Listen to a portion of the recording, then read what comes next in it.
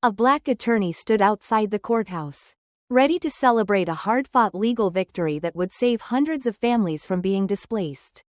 But in the blink of an eye, an enraged developer stormed through the crowd, accusing him of fraud and slandering his name in front of everyone.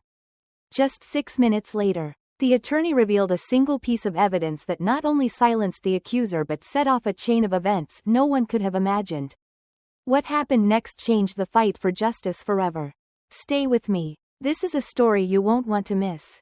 Before we dive in, drop a comment and let us know where you're watching from today. And if this story inspires you, don't forget to like, subscribe, and share to help spread the message. The fluorescent lights of the train station flickered in their usual rhythm, casting uneven shadows on the worn linoleum floor. Jameson Steele sat quietly on a hard plastic chair near the departure board, his hands resting lightly on his briefcase. The station was alive with its typical sounds. Announcements crackling over the PA system, the chatter of families returning from weekend trips, the clatter of luggage wheels echoing down the tiled corridors. To any casual observer, Jameson was just another traveler waiting for his train. But the weight he carried was invisible. It wasn't the documents in his case. Legal briefs that spoke of promises to equality yet fell short in their application. It wasn't even the physical exhaustion from weeks of travel between small-town courthouses. No, the weight pressing on him was older than the station itself, older than his 40 years. It was the quiet tension of being a black man navigating spaces that had been built to exclude him. The waiting room buzzed with a quiet hierarchy. Families with children clustered near the snack counter, their laughter occasionally breaking through the station's din. Business travelers, dressed in sharp suits and armed with Bluetooth earpieces, dominated the leather chairs in the VIP section. Jameson noticed the way their gazes swept over him. Brief but telling. There was always that moment of assessment. Calculating, dismissing, assuming. His thoughts were interrupted by the arrival of a young white ticket agent at the counter. She was new, he could tell by the nervous way she smoothed her uniform. She glanced toward the line forming in front of her and then, for just a moment, directly at Jameson, her eyes flicked away quickly. But the tension in her shoulders spoke louder than any words. Jameson stood, his briefcase swinging lightly at his side, and joined the queue. The murmurs of the other passengers grew softer as he took his place. But their silence was weighted. He felt their unspoken question. Does he belong here? The line moved slowly. When it was his turn, Jameson stepped forward, handing over his printed ticket. The young woman glanced at it, then at him, her lips tightening. This line is for business class passengers, she said, her voice clipped. He raised an eyebrow, his tone measured. I'm aware, that's what this ticket is for. She hesitated, scanning the document again as though expecting it to reveal some hidden flaw. Behind him, a few passengers shifted impatiently, their whispers just loud enough to carry. I'll need to confirm this with my supervisor, she said finally, her fingers gripping the ticket like it might burn her. She disappeared into the back office, leaving Jameson standing at the counter, the eyes of the waiting room boring into his back. The whispers grew louder now, emboldened by the agent's absence. Maybe he's in the wrong place, one voice murmured, or trying to scam his way in. Another added, followed by a low chuckle. Jameson clenched his jaw, his fingers tightening around the handle of his briefcase. He had learned long ago that outward displays of anger would only confirm the stereotypes they already believed. He breathed deeply, forcing himself to stand tall. When the agent returned, her supervisor, a balding man with a badge that read Carlson, trailed behind her. Carlson didn't even look at the ticket, his eyes went straight to Jameson, scanning him with a practiced indifference that was more cutting than outright hostility. Sir, Carlson began, his tone brisk. We'll need you to step aside while we verify this. Jameson felt the heat rise in his chest, but his voice remained steady. What exactly needs verifying? My ticket is valid. My seat is confirmed, and I've met every requirement your policy demands. Carlson hesitated, as if caught off guard by Jameson's calm response. He glanced at the line forming behind them, then back at the ticket. It's just protocol, he said finally, his tone softening in a way that felt patronizing. Protocol. Jameson echoed, the word tasting bitter in his mouth. He stepped aside, knowing there was no use arguing further at this moment. He had fought this battle before. In offices, in courtrooms, in schools, he had learned that sometimes the only way to win was to wait. Jameson found a seat near the corner of the waiting room, where the overhead lights buzzed faintly. From there, he watched the small theater of the station play out. A white couple approached the counter, their voices bright and cheerful. The ticket agent barely glanced at their documents before handing them their boarding passes with a wide smile. A young black man entered moments later, his headphones slung around his neck and a backpack slung low on one shoulder. He approached the counter with the same confidence as the couple before him. But the response was different. The agent's posture stiffened, her tone becoming noticeably more formal. Jameson watched the exchange, his stomach tightening. The PA system crackled overhead, announcing the boarding call for Jameson's train. He rose, brushing imaginary dust from his suit, and approached the counter once more. Carlson had returned, standing beside the young agent, and their faces told him everything he needed to know before a word was spoken. I'm sorry for the delay, Carlson said, his tone thinly veiling his annoyance. Everything checks out. Jameson didn't respond immediately. He took his ticket back, meeting Carlson's gaze with a calm that belied the simmering anger beneath. Good, he said finally. I'd hate to think this was anything more than a misunderstanding. Carlson flinched slightly, but said nothing. As Jameson walked toward the boarding gate, he caught snippets of conversation from the crowd around him. A few passengers gave him polite nods, while others avoided his gaze entirely. The weight of the morning pressed heavier on his shoulders. But he knew this was only the beginning. He could feel the conflict rising, not just in the station, but in the country itself. A quiet tension that had been ignored for too long. And Jameson Steele wasn't one to ignore a fight. Jameson Steele stepped onto the train, his ticket finally validated but the sense of disquiet lingering like an unwanted guest. The carriage was a symphony of muted activity. Briefcases sliding under seats, headphones snug in ears, murmured phone calls to loved ones. He moved down the aisle, his gaze skimming over rows of passengers. The world was orderly here, meticulously segmented into class and comfort. Business class passengers occupied their slightly wider seats with an air of entitlement, while the quiet hum of economy buzzed farther back. His seat was in the second row of business class. Beside the window, the man in the aisle seat, a middle-aged white man with a polished demeanor and a monogrammed laptop bag, did not look up when Jameson approached. Jameson offered a polite nod as he gestured toward his assigned seat. Excuse me, he said evenly. The man shifted just enough to let Jameson pass, his eyes flicking up briefly before returning to the laptop screen. The momentary glance was quick but telling. A silent calculation of who Jameson was, or perhaps who he wasn't.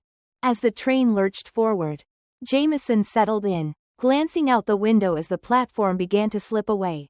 His briefcase rested at his feet, the handle still warm from his grip. He tried to focus on the work ahead, a legal case involving housing discrimination. But his mind kept circling back to the ticket counter. The deliberate scrutiny, the veiled suspicion. It was all so familiar. A lifetime of microaggressions had taught him to recognize their patterns, subtle as they were. The attendant came down the aisle, her navy blue uniform crisp and her posture stiff. She paused at the row in front of Jameson, leaning down to greet an older white couple with an easy smile. She addressed them as Mr. and Mrs. Harwell, her tone dripping with pleasant familiarity. When she reached Jameson's row, the warmth evaporated. Can I get you anything to start? She asked. Her words professional but cold, her eyes darting briefly to the man beside him before returning to her notepad. Just water, please, Jameson said, his voice calm but firm. She nodded briskly, her pen scratching across the pad as she moved on without waiting for the man's response. Jameson noticed his seatmate glance at him again, this time lingering just long enough to register discomfort. The train rolled through the suburbs, the buildings blurring into indistinct shapes outside the window. A young black woman entered the carriage from the rear, carrying a small child who clutched a toy truck. She wore a tired expression, the kind that spoke of too many hours and too few breaks. As she scanned the rows, her eyes landed on the empty seat across the aisle from Jameson. Before she could settle in, the same attendant reappeared, her brows furrowed in polite concern. "Ma'am," she began, her voice lowering slightly, "this section is reserved for business class passengers." The young woman stiffened, her arms tightening around the child. "I know," she replied quietly, fishing for a crumpled ticket from her pocket. "This is my seat." The attendant took the ticket and examined it with exaggerated care, as though expecting it to reveal some flaw. Jameson felt the familiar knot tighten in his chest. He leaned slightly forward, ready to intervene, but the woman held her ground. "It's valid," the woman added, her tone measured but firm. The attendant hesitated, then handed the ticket back with a clip. "Of course. Let me know if you need anything." Jameson watched as the woman sat down, her face a mask of restraint. The boy clambered onto her lap, oblivious to the tension. Across the aisle, the couple in front exchanged a glance, their expressions a mixture of curiosity and unease. The rhythm of the train had begun to lull the passengers into a collective calm when the man beside Jameson finally spoke. "Busy day ahead?" he asked. His tone casual but his body angled slightly away, as if hedging his bets. Jameson turned, offering a small smile. "Always," he said simply. The man hesitated, clearly expecting a different answer. He gestured toward Jameson's briefcase. "Lawyer? Civil rights," Jameson replied, watching for the shift he knew would follow. There it was, the subtle tightening of the man's jaw, the quick flicker of discomfort in his eyes. "Important work," he said after a beat, his voice lacking conviction. Jameson nodded, letting the conversation end there. He had no interest in bridging the quiet divide that had already formed. As the train sped on, Jameson's focus drifted to the carriage ahead. The first-class cabin was separated from business by a glass door, its interior visible but not accessible. The passengers there lounged in oversized leather seats, their meals served on real china, their conversations unhurried. The divide was stark, not just in comfort but in who occupied the space. The attendant returned with Jameson's water, setting it down with the same perfunctory care she had shown earlier. She turned to his seatmate, her smile reappearing as she asked if he needed anything. "No, thank you," the man said, but his tone carried an implicit sense of entitlement, as though her attention was his to refuse. Jameson took a sip of water, feeling the coldness of the glass against his palm. He had spent years navigating spaces like these, where the lines of race and class intersected in ways most people preferred not to acknowledge. It wasn't the overt hostility that wore on him. It was the constant hum of unspoken assumptions, the low-frequency buzz of inequality that never seemed to quiet. The train slowed as it approached a small town station, the wheels screeching softly against the rails. A group of passengers boarded, their laughter filling the car as they found their seats. Among them was a young black man in a varsity jacket, his demeanor cheerful and relaxed. He passed through the aisle, nodding politely at the passengers he passed. When he reached the end of the car, the attendant intercepted him, her expression shifting to one of vague concern. Jameson couldn't hear the exchange, but he could see the young man's posture stiffen as the attendant gestured toward his ticket. Jameson felt his chest tighten again. He glanced at the young woman across the aisle, who was watching the scene unfold with a quiet intensity. Their eyes met briefly, an unspoken understanding passing between them. The attendant eventually waved the young man through, but not before a few passengers had craned their necks to watch. Jameson leaned back in his seat, his mind racing. The incidents were small, almost imperceptible to anyone who didn't know how to look. But they were there, each one a thread in the larger tapestry of exclusion that defined so much of American life. As the train picked up speed again, Jameson closed his eyes, the hum of the wheels a steady rhythm in his ears. He had spent years trying to untangle these threads, to pull apart the quiet divides that shaped the lives of people like him. But the work was endless, the progress slow. He thought of the young woman with her child, the young man in the varsity jacket, the countless others who had learned to endure the weight of these moments. He opened his eyes, staring out at the passing landscape. The world outside was a blur of green and gray. indistinct and fleeting. But within the train, the divides were clear, etched into every interaction, every glance, every unspoken word. Jameson knew he couldn't ignore them. Not this time. The train wound through rolling hills and the occasional small-town station, its passengers lulled by the rhythm of movement. Jameson Steele sat in his seat, watching the landscape blur by, his thoughts unsettled. He had always been adept at compartmentalizing, at keeping his composure intact even in the face of the subtle jabs and quiet exclusions that punctuated his days. But today, the walls he so carefully built felt fragile, as though one more slight might bring them crashing down. Across the aisle, the young black woman with her child shifted in her seat, cradling the boy as he drifted into sleep. Her expression was serene, but Jameson could sense the weariness beneath it. She had the look of someone accustomed to enduring, to navigating spaces that rarely welcomed her. Her resilience reminded him of his mother, who had once told him that surviving wasn't the same as living, but that sometimes survival was all you could do. The next station was larger, a bustling hub where more passengers boarded, their voices and footsteps filling the train with new energy. Among them was an older black man, his face lined with age and wisdom. He walked with a slight limp, a weathered suitcase in hand, and made his way toward Jameson's section.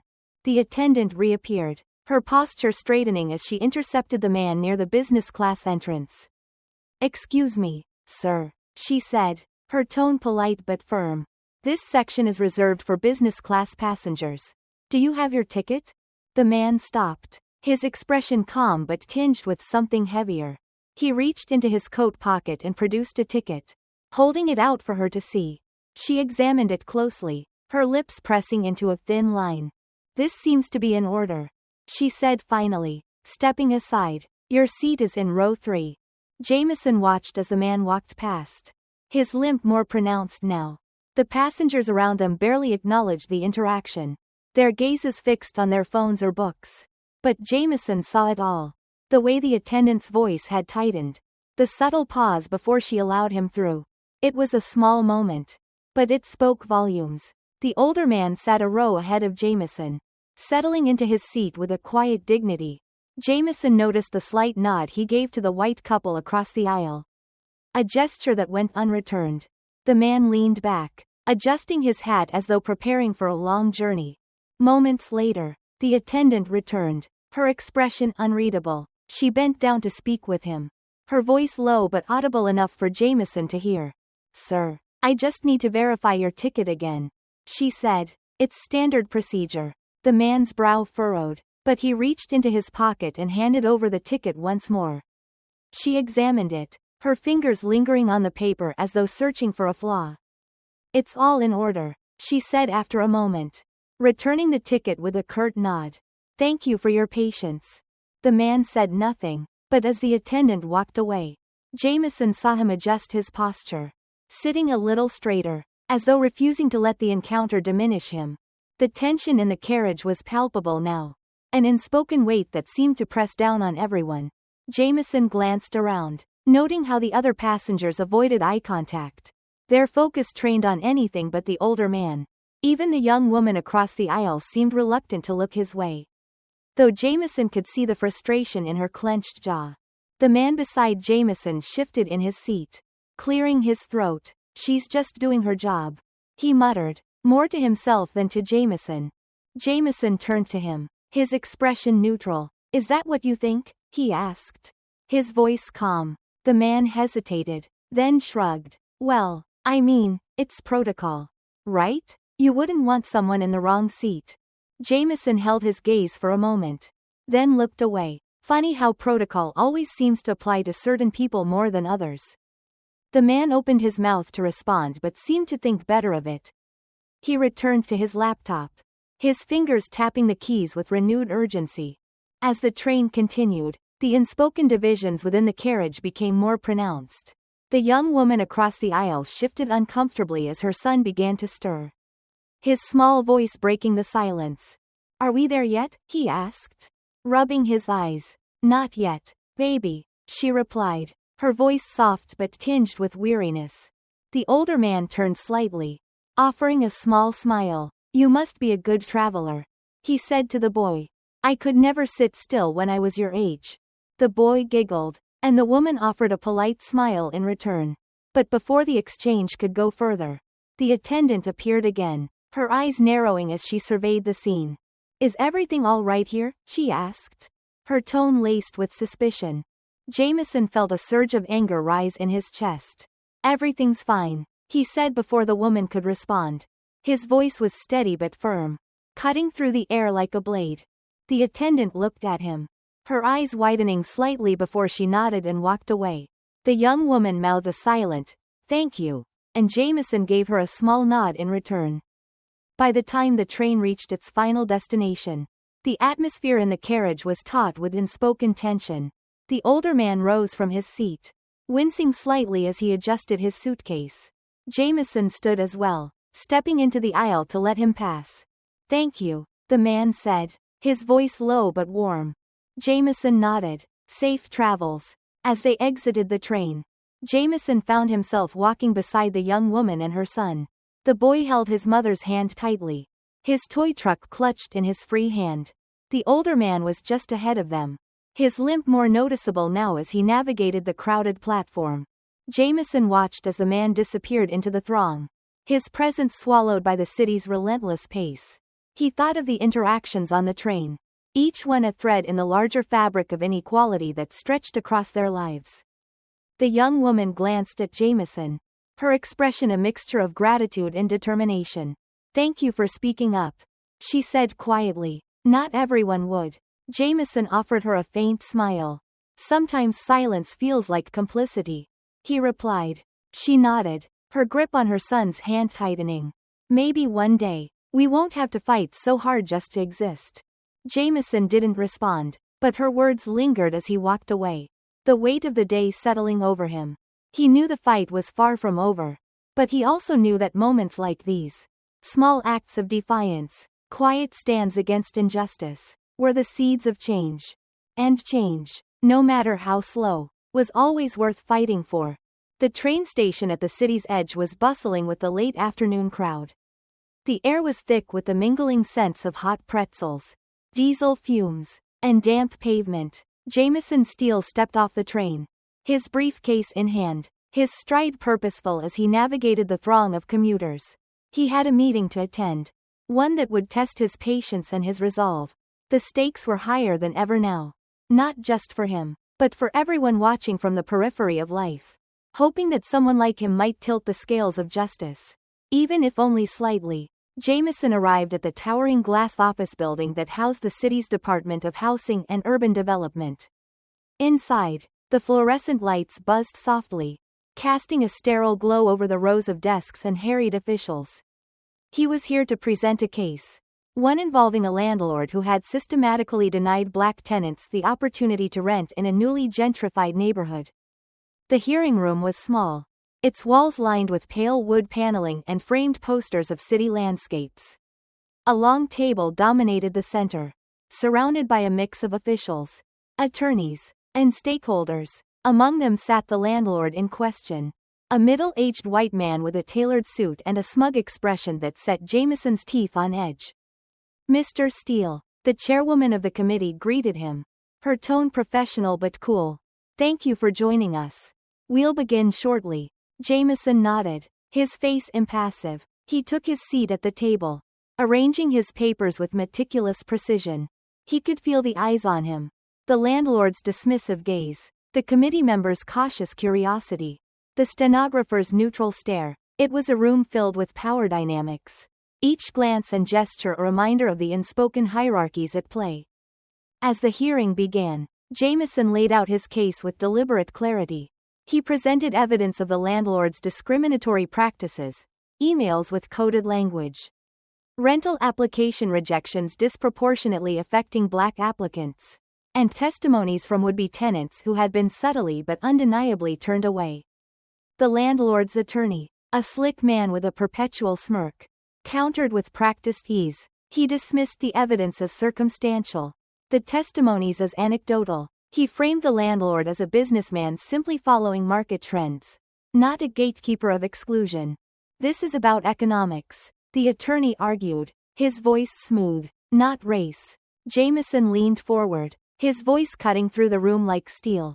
Economics is the shield people use to hide their biases. And race is the target they aim to exclude. The numbers don't lie. 70% of applicants denied were black.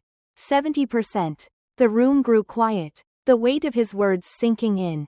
Jameson felt a flicker of satisfaction as the landlord shifted uncomfortably, his smug facade cracking just slightly. The hearing broke for a brief recess, allowing the attendees to step out into the hallway. Jameson stood by the window, gazing down at the bustling city streets below. The sunlight reflected off the skyscrapers, blinding and relentless. Strong opening, a voice said behind him. Jameson turned to see an older black woman in a tailored suit. She was one of the community advocates who had worked tirelessly to bring the case to light. Her name was Helen Ward, and she was a force of nature. A woman whose determination had shaped policy and shaken institutions. They'll do everything they can to undermine it, Helen continued, her voice low but firm. You know that, don't you? Jameson nodded. I do. She stepped closer, her expression softening. You're not just speaking for yourself in there. You're speaking for the people who've been silenced for too long. Don't let them forget that. Her words settled in his chest, a weight and a fuel all at once. When the hearing resumed, the tension in the room was palpable. Jameson resumed his argument, dissecting the landlord's practices piece by piece. But as the proceedings dragged on, the atmosphere began to shift. The landlord's attorney grew bolder, leaning into a narrative that painted Jameson's clients as overly sensitive, as people looking for a problem where none existed. Sometimes, the attorney said with a patronizing smile, people mistake systemic challenges for personal grievances. My client cannot be held responsible for broader societal issues. Jameson's jaw tightened. He stood, his presence commanding. Systemic challenges are made of personal grievances, he said, his voice sharp. They're built brick by people like your client who deny opportunities and hide behind plausible deniability. The broader issues exist because of individuals who think their actions don't matter. But they do, and today, we're holding them accountable. The committee members exchanged glances, their expressions unreadable. Jameson knew he was walking a tightrope, but he refused to soften his stance. This wasn't just about one landlord. It was about a system that had allowed men like him to thrive at the expense of others. As the hearing concluded, the chairwoman announced that a decision would be made in the coming weeks. The room emptied slowly, the tension lingering like a storm cloud. Jameson gathered his papers, his movements deliberate. He felt Helen's hand on his shoulder. A quiet reassurance. You did good, she said, but don't let your guard down. They're not done fighting. Jameson nodded, his gaze steady. Neither am I. Outside, the city buzzed with life. Jameson stood on the sidewalk, the weight of the day pressing on him. He thought of the young woman on the train, the older man with the limp, the countless others who faced the quiet exclusions and subtle hostilities every day. He thought of Helen's words, of the unspoken responsibility he carried. The fight was far from over, but Jameson knew he couldn't stop now. The storm was gathering, and he intended to meet it head-on. The winter air hung heavy over the city, a sharp wind biting at exposed skin as Jameson Steele exited the courthouse. He had spent the last 2 hours observing a case that made his stomach churn. A black family suing a landlord for evicting them without cause. The landlord's lawyer had used every trick in the book to cast doubt on the family's character, dredging up irrelevant financial missteps and minor infractions to paint them as undeserving. Jameson knew this tactic well. Turn the victim into the villain, shift the blame, and distract from the real issue. As Jameson made his way down the courthouse steps, he heard someone call his name. He turned to see a young man jogging to catch up with him. The man, dressed in a worn coat and scuffed shoes, looked familiar. Jameson realized it was Marcus, one of the tenants he had helped in a previous case. Mr. Steele, Marcus said, slightly out of breath. You got a minute? Jameson nodded. Of course. What's going on? Marcus hesitated, glancing around as if wary of being overheard. It's happening again. Different buildings. Same story. They're trying to push us out. First, it's the sudden inspections. Then fines for little things like trash being left out. Now they're saying my lease isn't valid. Jameson frowned. Have you spoken to anyone at the housing board? Marcus shook his head. They don't care. They just tell me to file a complaint and wait. But waiting means I lose my home. The frustration in Marcus's voice was palpable. And Jameson felt a familiar fire ignite within him. This wasn't just about Marcus. It was about the countless others who faced the same battle. Their lives disrupted by landlords exploiting every loophole to displace them.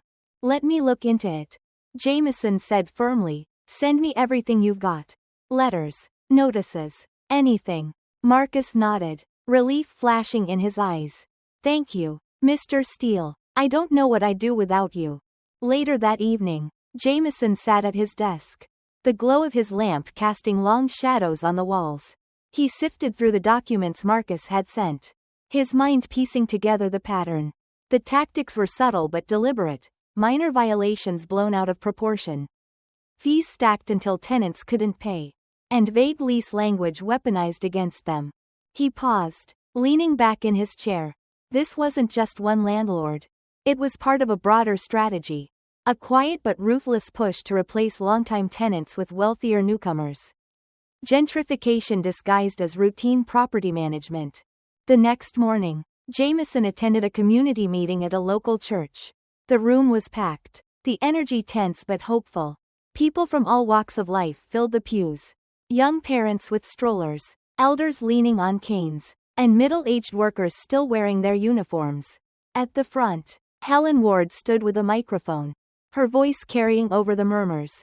We've seen this before, she said, her tone resolute. And we'll see it again if we don't stand together. These landlords want us to believe we're powerless. That we're isolated, but we're not. They're counting on our silence. And we won't give it to them. The room erupted in applause. And Jameson felt a surge of admiration for Helen. She had the ability to galvanize people, to make them believe in their collective strength even when the odds felt insurmountable. When it was Jameson's turn to speak, he kept his tone measured but urgent. He outlined the legal options, explaining the importance of documentation and solidarity. He warned them of the challenges ahead but assured them they weren't alone. We've seen what happens when we fight back, he said. We've won before, and we can win again.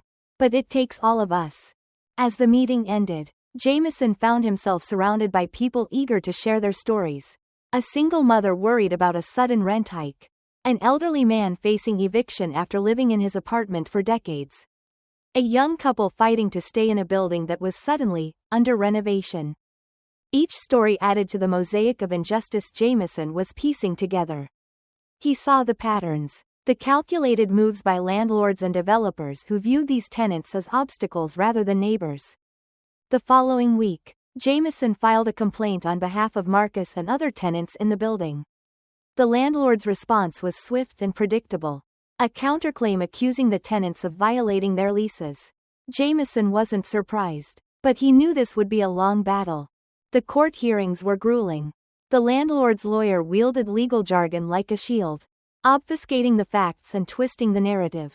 But Jameson countered with precision, dismantling the arguments piece by piece. He brought in witnesses, presented evidence, and refused to back down. Outside the courtroom, the pressure mounted. Tenants reported receiving anonymous threats. Helen's car tires were slashed. Jameson himself found a brick through his office window one morning. A crude note attached. Stay out of it. Despite the intimidation, Jameson and the tenants pushed forward. The community rallied, holding protests and organizing letter-writing campaigns. Local journalists began covering the story, shining a light on the landlord's practices. By the time the case reached its conclusion, the tide had turned. The court ruled in favor of the tenants, ordering the landlord to cease the evictions and pay damages. The victory was bittersweet, though justice had been served. The scars of the fight lingered. That evening, Jameson sat with Helen on the steps of the church, the weight of the battle still heavy on their shoulders. They'll find another way, Helen said quietly. They always do.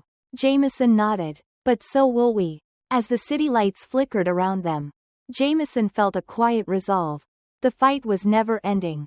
But each victory brought them closer to the world they envisioned. A world where dignity wasn't a privilege, but a right. The rain came down in steady sheets that evening, blurring the city into a watercolor of slick pavement and glinting headlights. Jameson Steele sat in the back of a cab, his fingers drumming on the leather seat as he watched the familiar streets roll by. He was heading to a neighborhood he hadn't visited in years, a place where the past hung heavy, its memories etched into the bricks of the brownstones and the cracked sidewalks. He had been invited to speak at a town hall meeting hosted by the residents of Holloway Gardens, a once thriving housing complex now teetering on the edge of gentrification. Developers had moved in, quietly buying out tenants and offering what they claimed were fair prices. But the stories Jameson had heard painted a different picture. Elderly residents pressured to leave, young families caught in a web of convoluted lease agreements, and a sense of community fraying at the seams. As the cab pulled up to the community center, Jameson stepped out, his coat shielding him from the rain. Inside, the air buzzed with tension. Folding chairs were arranged in rows, and the room was packed. Elders sat at the front, their faces lined with worry and exhaustion.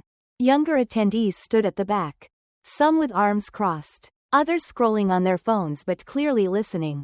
At the head of the room stood Camille Porter, a local organizer Jameson had met during a housing protest years ago. Her voice was calm but firm as she introduced him, highlighting his history of fighting for tenant rights and justice. Jameson nodded as he stepped to the podium.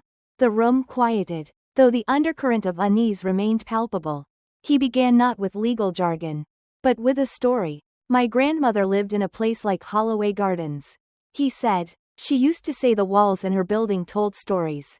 Stories of joy, struggle, and resilience. But she also said that sometimes the walls whispered truths people didn't want to hear." His words hung in the air, and he could see the subtle nods of recognition. He continued, his tone measured but impassioned, explaining the tactics developers used to divide and displace communities. He spoke of their reliance on confusion and fear, their calculated strategies to make people feel isolated and powerless. "But you're not powerless," Jameson said, his voice rising slightly. "You're not alone. And the first step to fighting back is to know your rights. And to stand together." After his speech, hands shot up with questions. An older man, Mr. Roberts, spoke first, his voice trembling with anger. "They told me my lease is invalid because the building's under new management. 30 years I've lived there. How can they just erase that?" Jameson nodded, his face serious. "They can't erase it, not without a fight. If you've lived there for that long, you likely have tenant protections under rent stabilization laws. We'll dig into this." Next, a young mother named Shireen shared her story. Her rent had been raised 3 times in 2 years, each increase accompanied by vague promises of building improvements that never materialized. Now, she was being told her unit was slated for renovation, and she had 60 days to vacate. Jameson's jaw tightened. "That's called eviction. It's illegal in most cases. They're banking on you not knowing that." The questions kept coming, each story more harrowing than the last. By the end of the meeting, Jameson had a notebook filled with names, dates, and promises to investigate. He could see the exhaustion in their faces, but also the flicker of hope that perhaps, this time, someone was listening. The following week, Jameson dove into the work.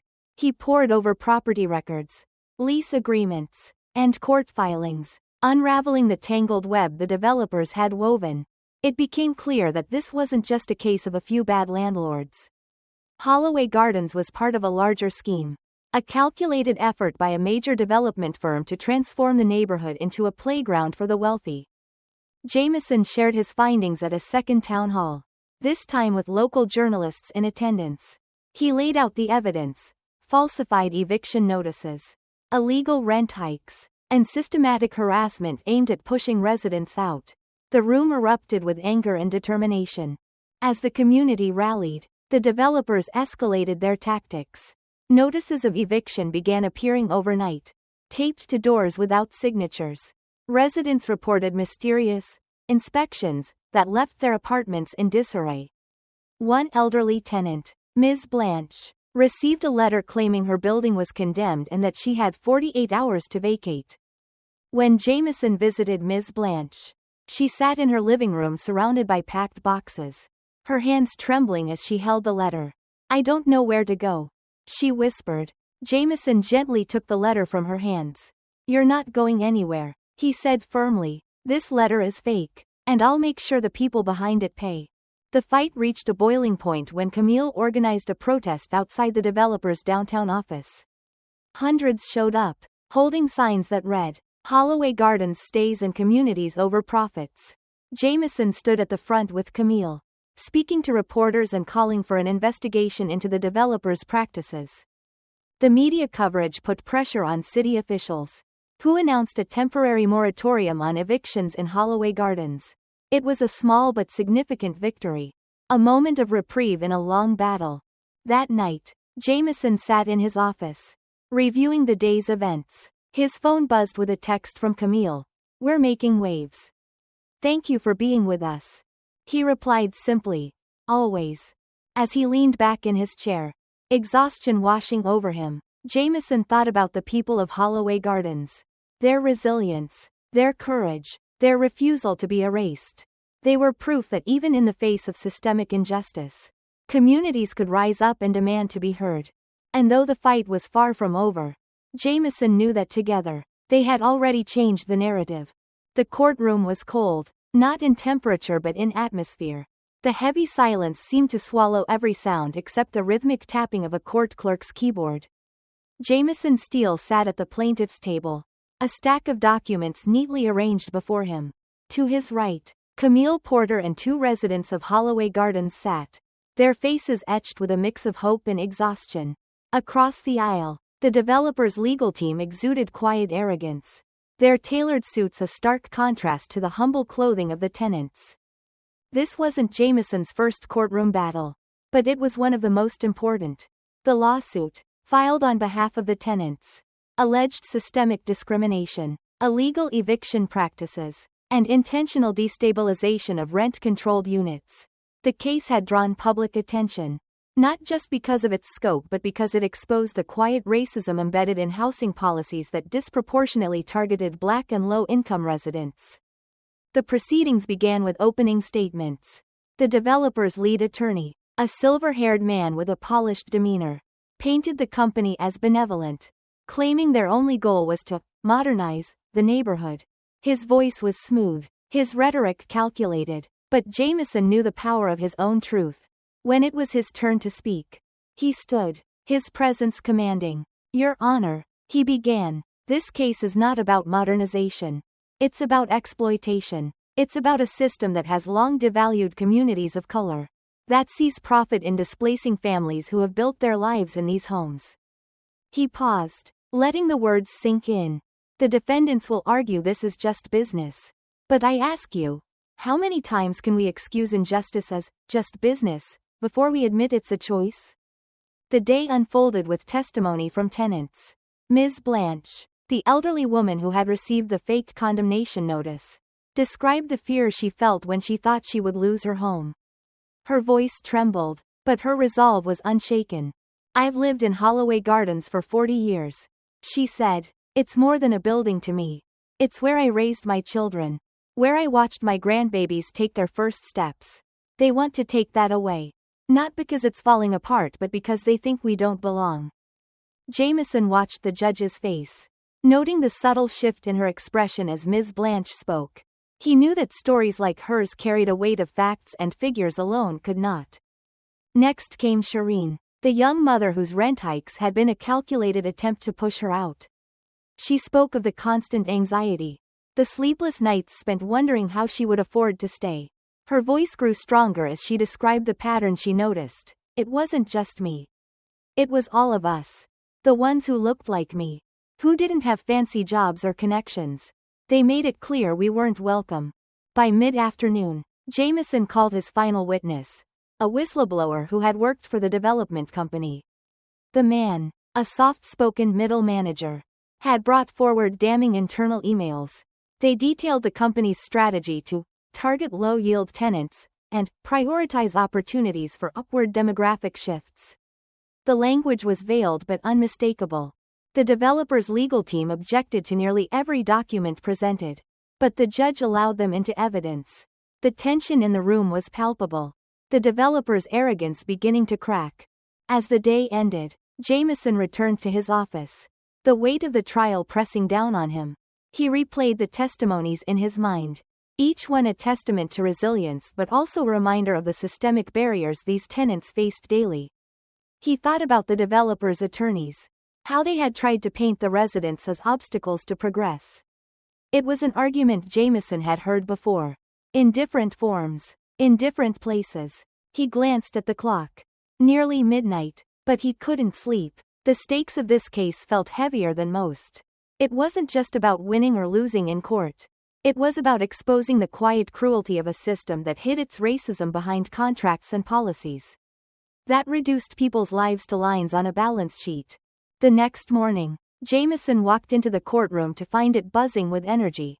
Reporters had packed the gallery, their notebooks and cameras ready. He noticed the developers' team exchanging tense whispers, their confidence visibly shaken. The judge entered, and the room fell silent. Closing arguments began. The developer's attorney leaned heavily on technicalities, arguing the tenants had misunderstood the company's intentions. But Jameson knew their defense was hollow.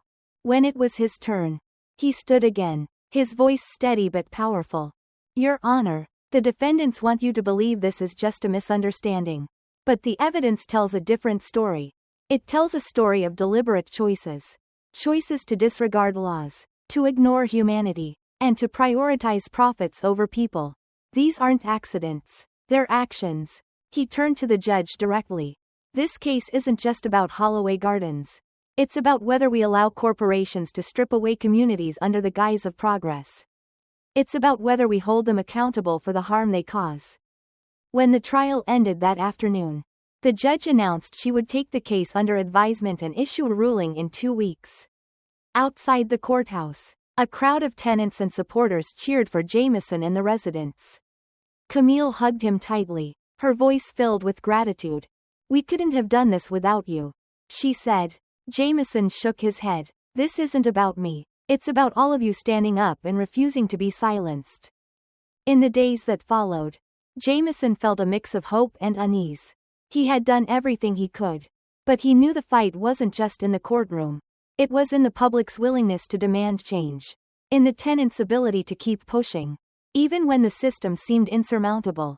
As he walked through Holloway Gardens one evening, he saw children playing in the courtyard, their laughter echoing against the walls. He thought of Ms. Blanche, Shireen, and all the others who had shared their stories, who had trusted him to fight for them. The lines of injustice were invisible to many, but they were etched deeply into the lives of those who lived them. Jameson vowed to keep exposing those lines, to make them visible, undeniable, until no one could ignore them any longer. The courtroom was packed. The benches overflowed with reporters, residents of Holloway Gardens, and supporters from the broader community who had come to hear the verdict. There was a stillness in the air, a collective holding of breath. At the plaintiff's table, Jameson Steele sat upright, his hands clasped together, his expression unreadable. Beside him were Camille Porter and Ms. Blanche, both clutching each other's hands tightly. This was the culmination of months of preparation, days of grueling testimony, and years of quiet suffering. Whatever decision the judge handed down, Jameson knew it would carry ripple effects far beyond the walls of this room. The judge entered, her black robe billowing slightly as she took her seat. She glanced at the documents before her, her face calm but serious. The clerk called the court to order, and the room fell silent except for the faint shuffle of papers and the occasional cough. Judge Morales began to speak. This case raises important questions about the intersection of housing, race, and corporate accountability. It is clear from the evidence presented that systemic issues exist in the way housing policies are implemented and enforced. Jameson's chest tightened. He could hear Camille's shallow breaths beside him.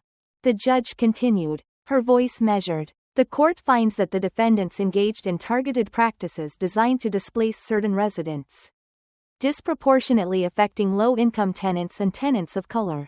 These actions were not only unethical but in violation of housing laws intended to protect against discriminatory practices. A collective gasp rippled through the gallery. Jameson felt a wave of relief. But he kept his composure. He knew the battle wasn't fully won yet.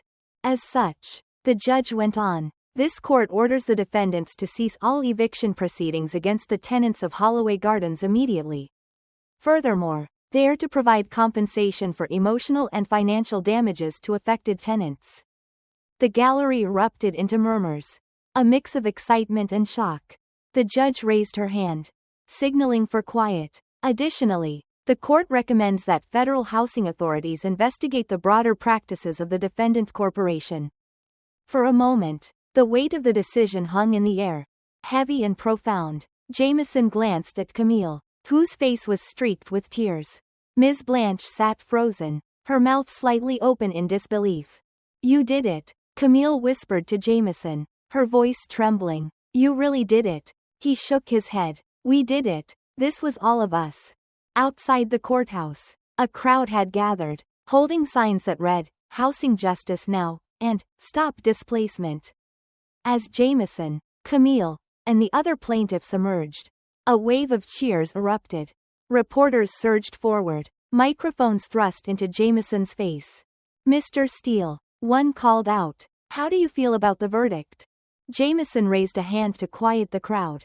"This verdict is a victory for the residents of Holloway Gardens and for everyone who has ever been told their home doesn't matter because of the color of their skin or the size of their paycheck. But let's be clear, this is just one step. The systems that allowed this to happen are still in place. And we have a long way to go to dismantle them." The crowd erupted into applause. But Jameson's mind was already racing. He thought of the developers, who would likely appeal the decision. He thought of the other neighborhoods facing similar struggles, where residents didn't have the resources or support to fight back. And he thought of the countless subtle ways racism continued to shape the lives of Black Americans. Not just in housing but in education, employment, and beyond. That evening, Jameson returned to Holloway Gardens, where the mood was jubilant. Families spilled out into the courtyard, celebrating their victory. Someone had brought a speaker, and music filled the air. Children ran around with ice cream cones, their laughter ringing out like bells. Ms. Blanche approached Jameson, her steps slow but steady. She placed a hand on his arm. "I never thought I'd see the day," she said, her voice thick with emotion. "You gave us our homes back." Jameson smiled softly. "You gave yourselves your homes back. Ms. Blanche, you stood up and refused to let them take what was yours." As the night wore on, Jameson sat on a bench, watching the celebration unfold. Camille joined him, a cup of coffee in her hand. "You think this will really change anything?" she asked, her tone contemplative. Jameson took a moment to respond. "It already has," he said, "but change doesn't happen all at once. It's like pushing a boulder uphill. This case moved it a little further. But we've got to keep pushing." Camille nodded, her gaze drifting to the families around them. "They'll come back, won't they? The developers, the corporations, they'll find another way." Jameson sighed. "Probably, but now they know we'll fight back. And next time, there will be more of us." In the weeks that followed, the victory at Holloway Gardens became a rallying cry for other communities. Tenant unions formed, advocacy groups mobilized, and the media began to pay closer attention to the ways systemic racism shaped housing policies. Jameson found himself inundated with calls, both from other neighborhoods seeking help and from policymakers wanting to discuss reform. But for Jameson, the fight was personal. It wasn't just about laws or policies. It was about the people he had met, the stories he had heard, the lives he had seen upended by greed and indifference. He carried their voices with him as he continued the work, knowing that the battle for justice was far from over. As he walked through Holloway Gardens one last time before heading to his next case, Jameson felt a quiet sense of resolve. The lines of division were still there, etched into the fabric of society. But so too was the strength of those who refused to be erased. And as long as they kept standing, he would keep fighting.